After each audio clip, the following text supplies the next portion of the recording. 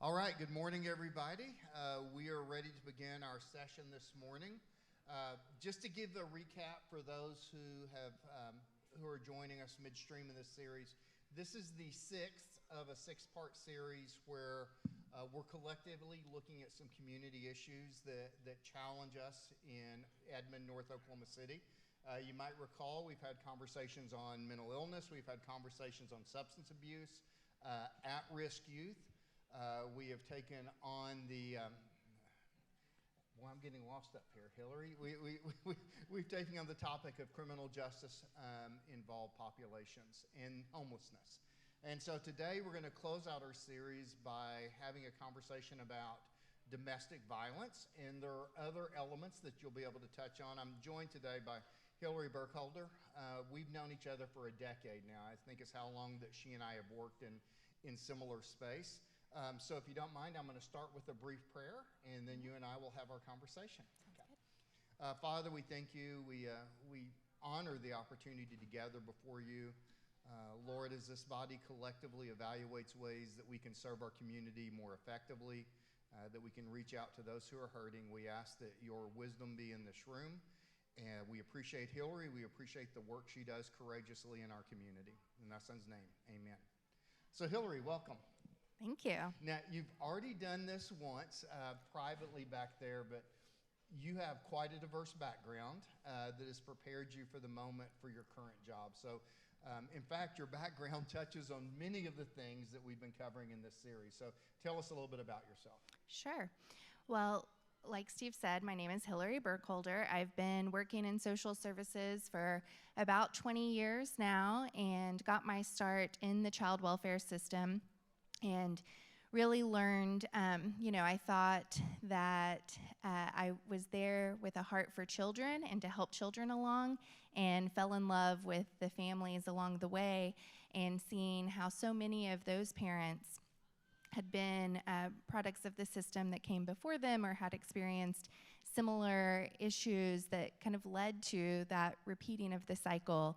And so kind of over my career, I've worked with the kid population, but I've also worked with the parents. So Remerge is a diversion program for high-risk, high-need moms that are facing incarceration. Really, a lot of the moms that have kids that are in the child welfare system. I've worked at DHS, not only just the child welfare piece, but all of our strategic partnerships, the healthcare authority, looking at those families that are in need of medical services, Pivot, which touches youth homelessness, and so have kind of gone back and forth between government and nonprofit my whole life, because I love the kind of systems level work of government, and I love the innovation and flexibility and closeness to the issues that you get from nonprofit. And so Palomar really was the beautiful culmination of all of those things, because the topics that you talked on, substance abuse, mental health, homelessness, I don't know what I'm missing out of what, criminal justice, yep. All of those are things that also impact people that are experiencing domestic violence.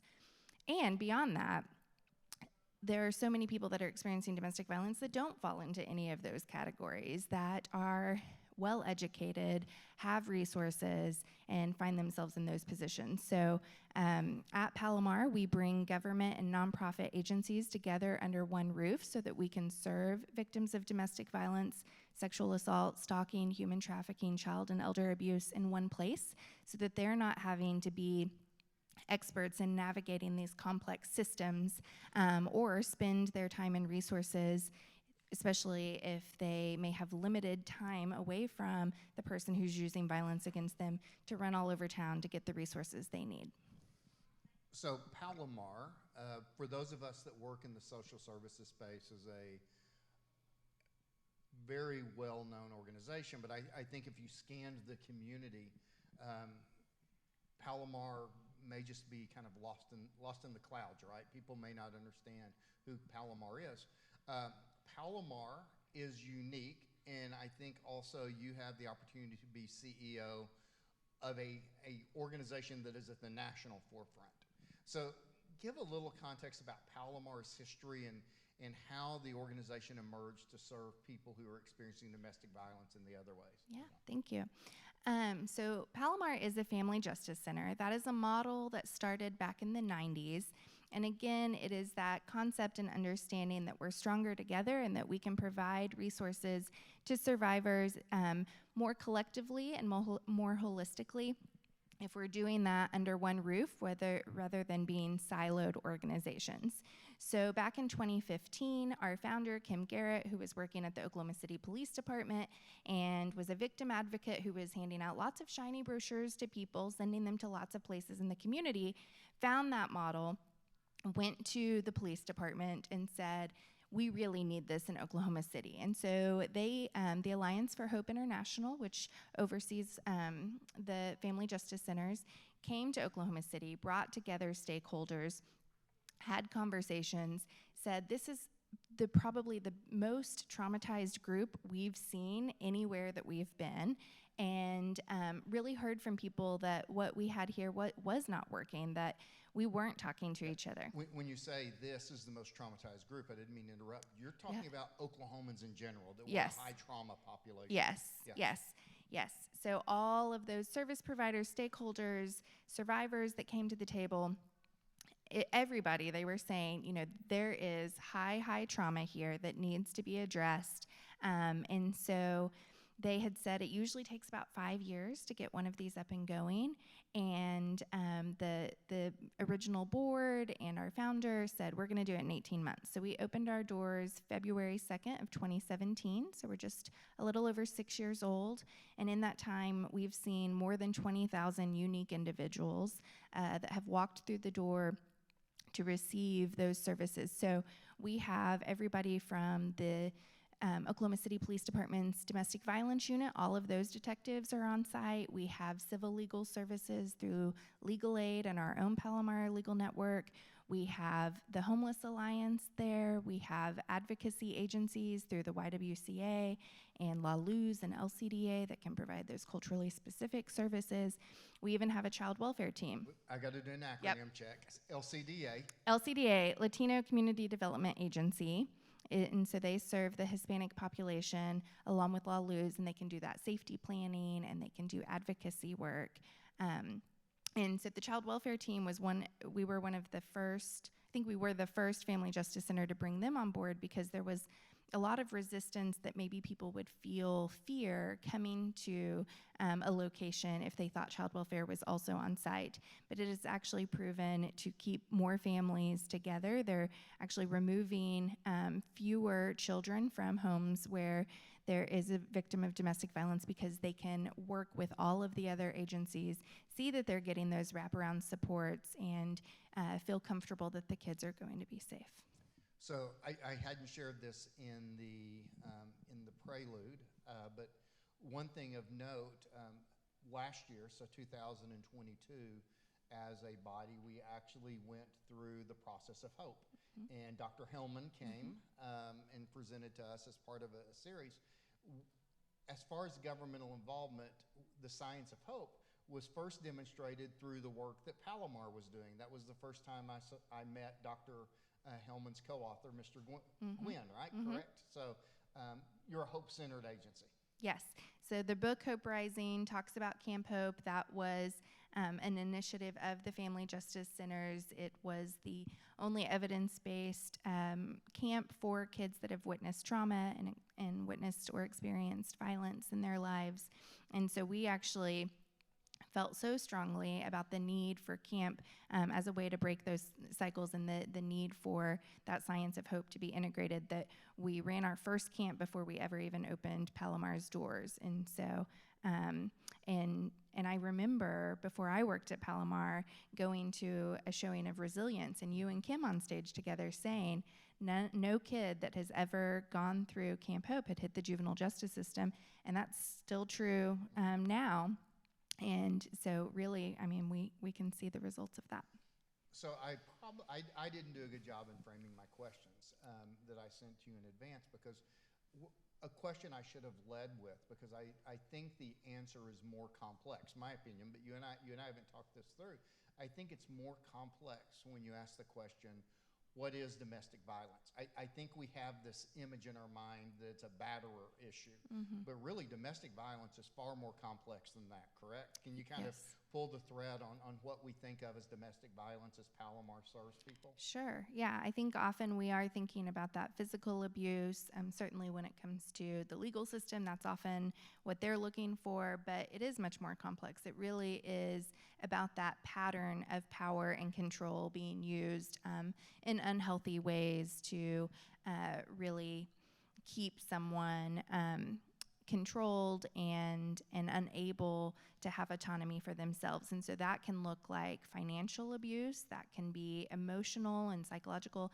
And in fact, that is what we often hear from survivors is the physical abuse. I mean, most of the time, those injuries go away and they recover from that, but it is the emotional and psychological that keeps them in that cycle of being more likely to be re-victimized if they haven't really had the opportunity to do that complete healing from that.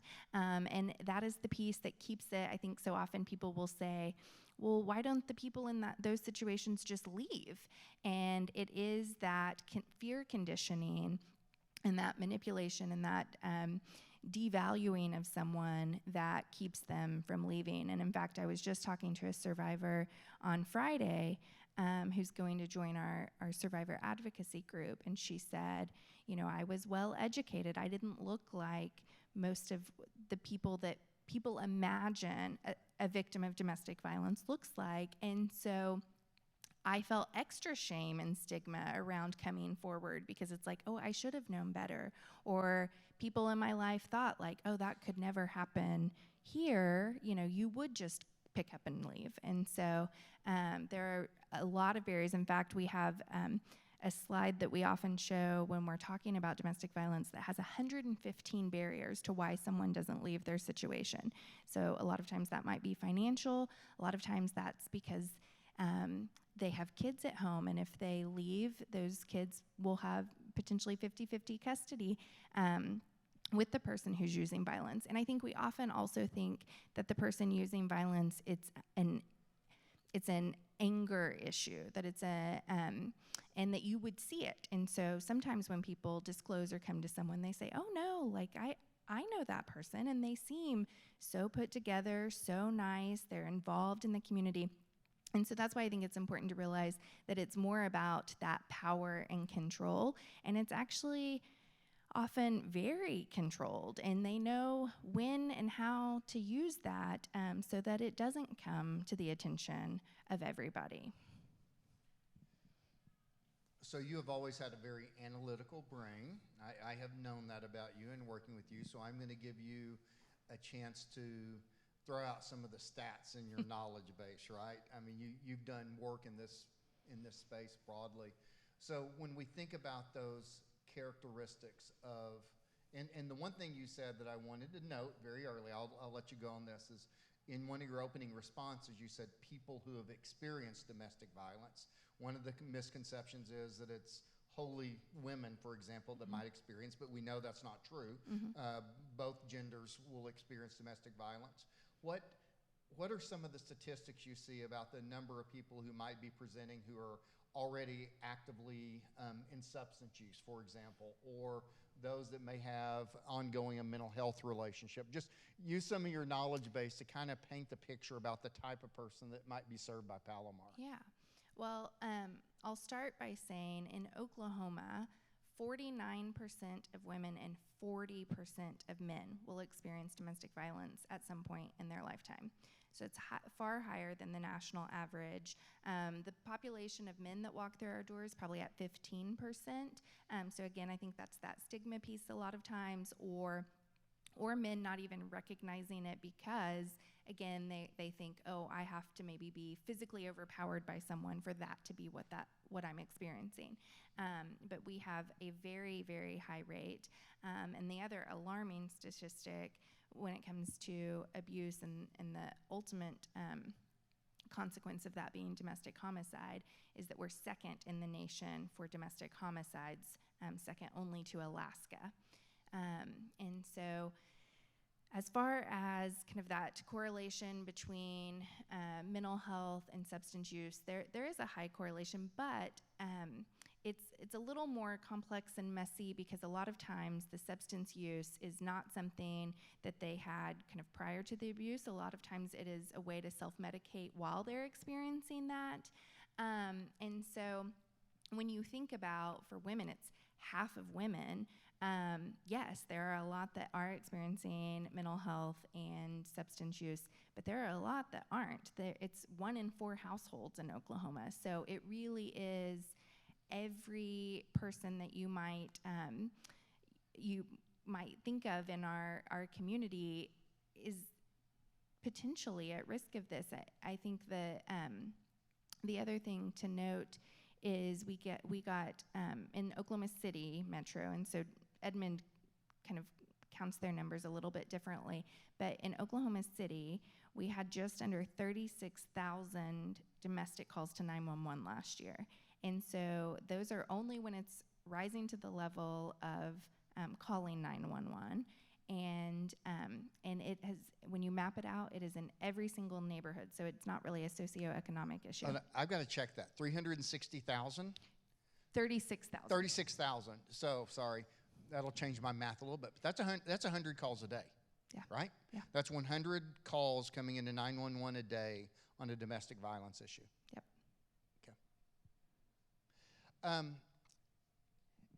Another curveball I'm going to throw you, because I think it's very helpful, as you talked about multidisciplinary teams, right? And so I've had the opportunity on numerous occasions to walk in Palomar's door and to be toured as somebody who was presenting, right? It's the sensitivities around your operation have to be extraordinary because of all of the nuances of the case. For a survivor or someone who is experiencing domestic violence, they walk in your door, or how do they get to your door, then describe what happens. You talked about the multi-member team. Paint what that means. So to get to our door, we are a walk-in facility. There's no referral required. There's no appointment required. So people come to us in lots of different ways. That may be that they've engaged with law enforcement and law enforcement recommended or even brought them to us. It may be that they're engaged with another social services agency, maybe to address substance use or mental health. Maybe it's one of the community mental health agencies that sends them our way, or DHS if they've come to do an investigation. But a lot of times it's also friends and family, and sometimes people kind of present and they're not even quite sure why they're there yet. They said, my sister said I really needed to come talk to someone here, and it's not until we really get into it that they start to unravel what that looks like. But we also have all of our social media and marketing and our website where people find us because they are recognizing what they're experiencing, and they go and reach out on their own. So when they walk through our doors, we've tried to make a really trauma-informed space. They check in, they meet with a navigator who's one of our staff, and they get to tell their story. And we understand kind of what their priorities are. We'll inform them about maybe resources and partners that are in the building that maybe they don't know about. But it is all survivor driven. So they are really leading who they want to engage with and how. And so really trying to empower them by giving them that autonomy back, not saying you have to meet with this person and that person. So if they don't want to engage with law enforcement, and many of them don't, they love the person that's using violence against them. They don't actually want them to be in trouble. They just want it to stop. So if they don't want to engage with law enforcement, they don't have to engage with law enforcement. The only exception to that, of course, is that we're mandatory reporters. So if there's a child welfare situation, we will make that report. But everybody else in mandatory reporters. Yes. So mandatory reporting means if we suspect child abuse or neglect is happening in the house, our staff do have to tell DHS about that so that they can look into it. And that's by state law. Yes. But outside of that, the survivor is making all of those decisions about who they want to meet with on their own. We may engage with someone once.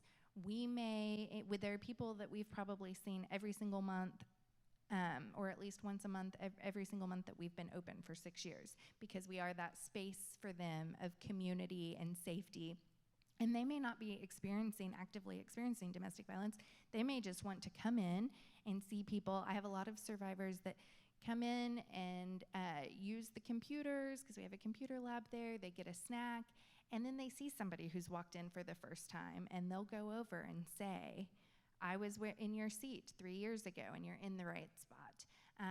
So it can really, really vary, and we want to be that space kind of wherever someone is on their journey to meet them where they are.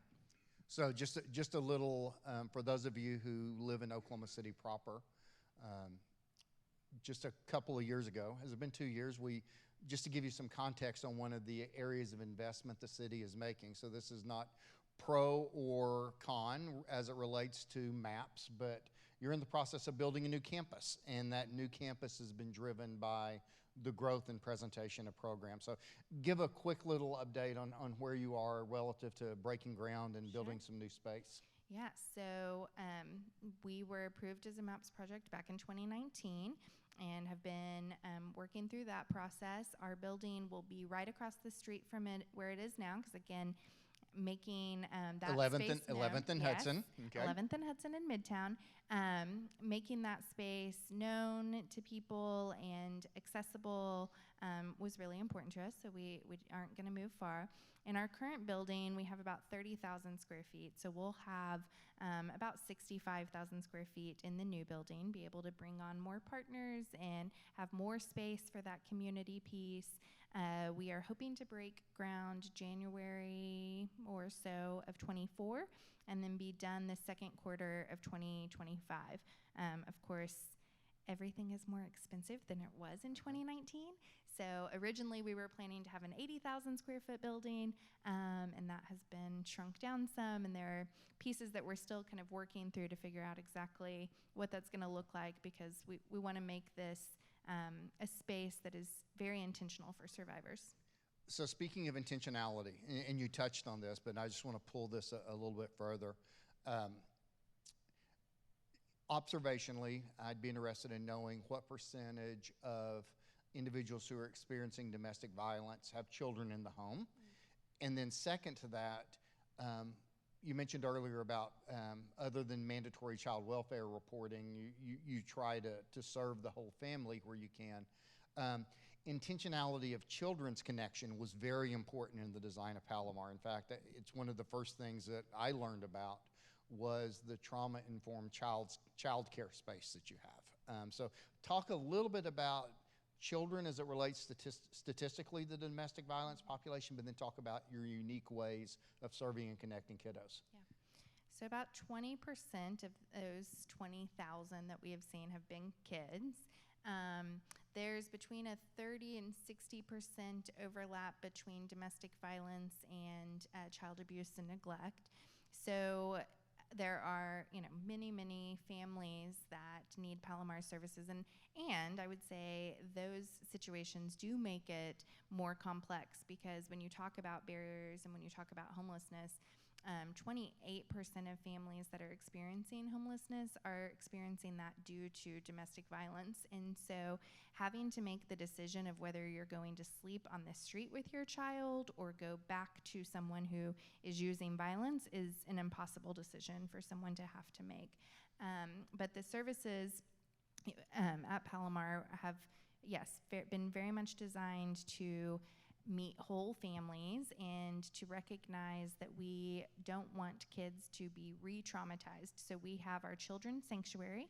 So caregivers that are coming in for services can bring their kids to the children's sanctuary, and it's a bright and colorful place that has a rock wall and a trampoline, but also has quiet space like a reading tent. And most importantly, it has staff that have all been trained in something called trust-based relational intervention, where they know how to make a safe space for kids to show up and use play to make them feel safe, to allow them to share whatever they need to share, and then to help connect them to those resources. So we have children's navigators, just like we have the adult navigators, who are working with those kids And through just that interaction and building of relationship, they're helping identify what other resources those kids need, and then helping make those connections. And then, of course, we have Camp Hope, which is not just camp. It is a year-long program where they are there every single month, building those relationships with the mentors and the staff, and doing curriculum along the way. And they can do that from 7 to 17. So that's all about helping them create those pathways as well. So share with us, and I don't know that between my time with Kim and now working with you, I don't know that I've ever really understood the answer to this question. So there's a family who is involved in a relationship that has domestic violence present. One member of the family presents at Palomar, but there is a thought of reconciliation for the family. That's their desire. So we know how the person who's experiencing domestic violence might get engaged. We know how the children might get engaged. What about the individual who's perpetrating the domestic violence? How would Palomar engage in that person if there is a pathway of reconciliation in family health and wellness? What would that look like? Yeah. So we established a coordinated court a few years ago. So before that, if someone had a domestic violence charge, they could be assigned to one of 9 judges. And so the compliance rate was at about 26% of actually getting engaged, going to court. Everyone who has those domestic violence charges is required to do a batterers intervention program, which is a 52-week-long program. So compliance wasn't high. So we created the coordinated courts where we have a staff person who works with, again, it's that multidisciplinary approach. She's working with the court system. She's working with probation officers. She's working with providers that provide those services like the batterers intervention program. And they are all coming to a single docket. And so it obviously fluctuates every single docket, but hovers at around 75 to up to over 80% being compliant from that increase from about 26%. So there is a lot of work being done to help the offenders to reconcile. But I think the restorative justice piece and what that looks like, and as a faith community, walking alongside the person who's using violence, holding them accountable, but also recognizing that at the core of it, a lot of times it's either that learned behavior that you've witnessed violence, because what we know is without intervention, 78% of kids that witness that will go on to use violence themselves. So restate that, because I think this is a very important statistic. 78% of children that witness violence, if there is no intervention, will repeat that cycle of violence. And so it's either that, or it is that feeling of not having control. It's where the Science of Hope comes in for the people that are using violence, that when you feel out of control and you feel like you don't have any pathways, you're more likely to use power and control in unhealthy ways. And so I think it's so important that we do wrap around and help them find those pieces. I'm going to follow up on one of the question, or a question on a thought that you had a second ago. You were talking about the choice of continuing to live with a perpetrator of violence or seeking homelessness. That's been a conversation that we've had, is this topic of homelessness. When it comes to helping domestic violence survivors find housing, as an example, where's housing on the continuum? When you go to work in the morning and you're thinking about everything your clients need, where is safe and affordable housing on your spectrum as far as we've got to find a solution here? Yeah, it's at the top of the list. Yeah. The shelter, the Y operates the shelter here in Oklahoma City, and it stays full. I mean, so they're looking, when they're having to make decisions, they can really only take those people that are basically, they're going to be street homeless and score so high on the lethality risk that they are prioritizing them and taking them in. And so, every day it is a process of trying to see if there are any shelter beds available in Oklahoma City. Often there are not. Then often there are not in other places around the state, so they will be calling all of those shelters. There's also, pros and cons with having to go to another community with your children, and then you're away from services, you're away from any positive connections that you may have in that community. But often there are not beds there. There are risks of going with an entire family to some of the low barrier shelters that are available for people that may have those things in their history and past, and that's a necessary resource for people that maybe use violence too, but it's maybe not the safest for someone who is seeking protection from that. And then the Homeless Alliance is on site, so we work really hard on that transitional and permanent housing piece, but that is a lengthy process, and so you still don't have a place to stay kind of that night. We have emergency funds that we raise, just the private funds we raised, that we can put them in a hotel for a little bit of time, but usually, because we have so many people walking through our door, that has to be reserved for people that have a plan. They're just not able to implement that plan for a few days' time. And so that there are lots of people that don't have any family members around, don't have a plan. Sometimes, it's, we're going to keep you in a hotel for a few days so that you can get a Greyhound bus ticket and go back to where your family is. But for those people that don't have those resources and options, it's really, really difficult. Okay, I'm going to entertain questions after I ask this question. This will be a pretty short response, so if you have questions, just ask it and I'll repeat it from up here for our viewing audience. A few months ago, may have been a year now, you pulled some data on Edmond, this area. Do you happen to remember how many domestic violence calls that came out of Edmond? I don't, and I should have looked before. It was just under 1,000. But I don't think that it was apples to apples with the Oklahoma City ones. And so we've tried to look and get a better handle. We've been working with Chief Younger on that. Mm-hmm. So I think it probably doesn't truly reflect the need. It was an underreport, mm-hmm. is what you and I concluded when we looked at the data. Mm-hmm. Yeah. So anyway, are there any questions for Hillary? Jim?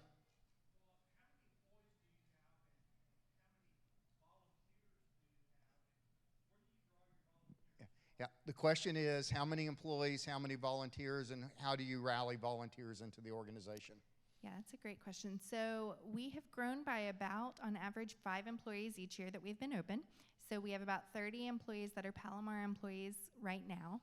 We have 43 community partners that we work with, but about 13 of them are on site with us every day. So you're probably looking at between 60 and 80 professionals in the building on any given day, but not all of those being Palomar employees. And then we love utilizing volunteers. We do volunteer training in May, in August, in January, so that it aligns also with school semesters, because we get a lot of interns that are studying social work or criminal justice as well. And we utilize about 178 volunteers. In our 6 years of being open, we have over 50,000 hours of volunteer hours that we've received, which is a beautiful, bless you, which is a beautiful thing. And so there are kind of 2 ways to get involved. If you want to be a regular volunteer, you go through this 3-day training where you learn all about domestic violence and the cycles, and you hear from our partners, and you really understand what it's like to serve this population and what those nuances are and things that you need to be thinking about. But we also have an open house every other month. And on those off months, we do group volunteer training or group volunteer opportunities that don't require that training, because they're after hours, and so you're not engaging with people that are there receiving services. Any other questions, Lisa?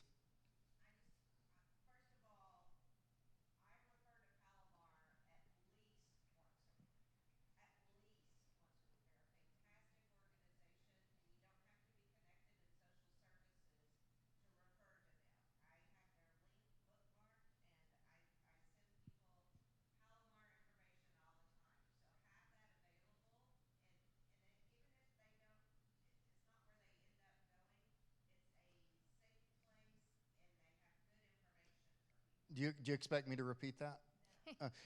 Her message was, for those listening online, refer to Palomar. You don't have to be a human services professional to make the referral. Okay.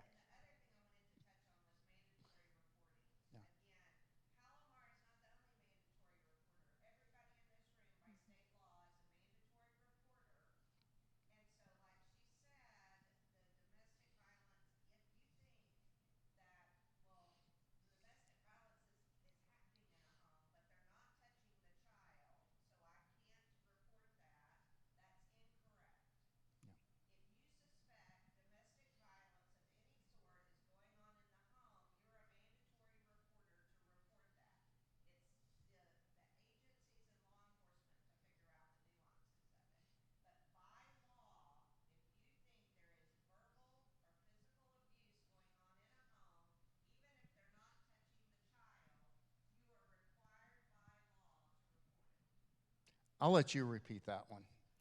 So Lisa made the point that by law, we are all mandatory reporters. So not just professionals that are working in this space, but every single person who may come across someone who may be experiencing domestic violence in the home and have kids that are in the home with them. And so if you suspect that, you can call the child welfare hotline. They will make a referral, and then law enforcement, child welfare, the other partners that are involved can help make a determination of what's going to be safest for that family. Any other questions? Cody.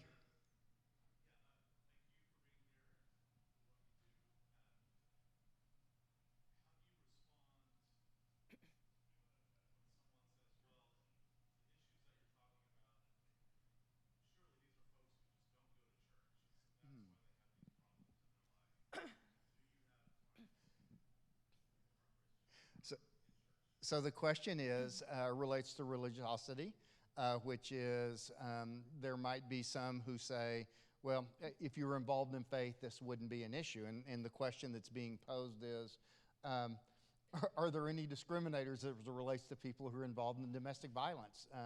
Do you see people of faith coming through your service array?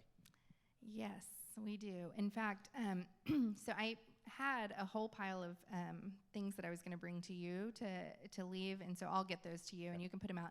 In the church that I attend, we have in the bathroom stalls a flyer, and it has the tear-off phone number for Palomar. And when I went to the stall last Sunday, there was only one of those left, so they had been torn off for people.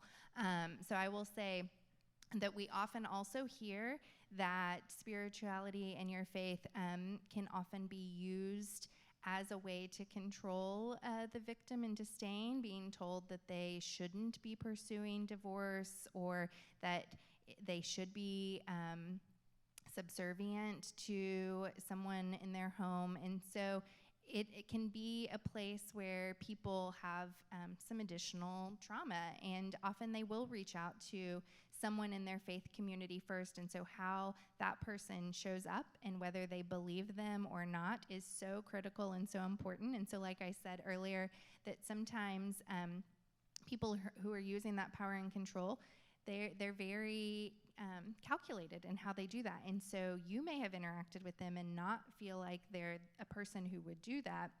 And so if someone comes to you and discloses, make sure that you don't dismiss that you start with believing and connecting them to those resources. And so we actually have a spiritual care volunteer program too, because we know that spirituality can be both a part of the issue for some of the people, and it's so critical to their healing and finding that community. So it's on both sides. Hillary, we're reaching the end, so I just want to say thank you for being here.